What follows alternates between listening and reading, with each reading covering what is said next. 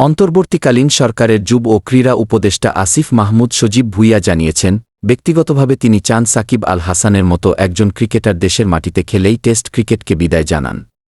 দেশে খেলতে এলে সাকিবকে পূর্ণ নিরাপত্তা দেওয়ার আশ্বাস দিয়েছেন তিনি। ভারতে সিরিজ চলাকালে গত ২৬ সেপ্টেম্বর এক সংবাদ সম্মেলনে টেস্ট ও টি-20 থেকে অবসরের ঘোষণা দেন সাকিব। সঙ্গে জানান, দক্ষিণ আফ্রিকার বিপক্ষে মিরপুরে খেলেই বিদায় নিতে চান লাল বলের ক্রিকেট থেকে।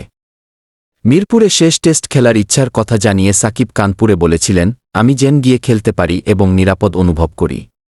যখন দেশের বাইরে আসার দরকার হবে, দেশের বাইরে আসতেও যেন আমার কোনো সমস্যা না হয়, সেই থেকে সাকিবের শেষ টেস্ট নিয়ে কল্পনা কম হচ্ছে না।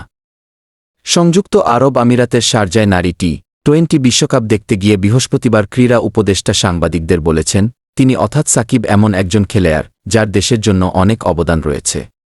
তিনি যেহেতু বাংলাদেশে নিজের শেষ টেস্ট খেলতে চান, আমি ব্যক্তিগতভাবে চাই সেই সুযোগ তিনি পান।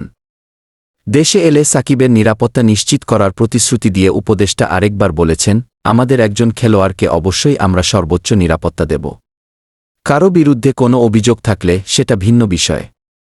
সেই বিষয়ে আমি কিছু বলতে পারি না, কারণ সেটা আইন মন্ত্রণালয়ের বিষয়। দেশে সাকিবের শেষ টেস্ট খেলা নিয়ে এত কথা হতে থাকলেও কানপুরের ওই সংবাদ সম্মেলনের পর সাকিব এ ব্যাপারে এখন পর্যন্ত একেবারেই নিশ্চুপ।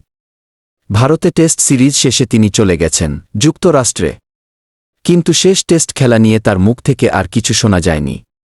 তবে তার ঘনিষ্ঠ সূত্রে আভাস পাওয়া গিয়েছে, সাকিব ঝুঁকি নিয়ে হলেও শেষ টেস্টটা দেশের মাটিতে খেলতে চান এবং সেটা তার বর্তমান অবস্থান বজায় রেখেই।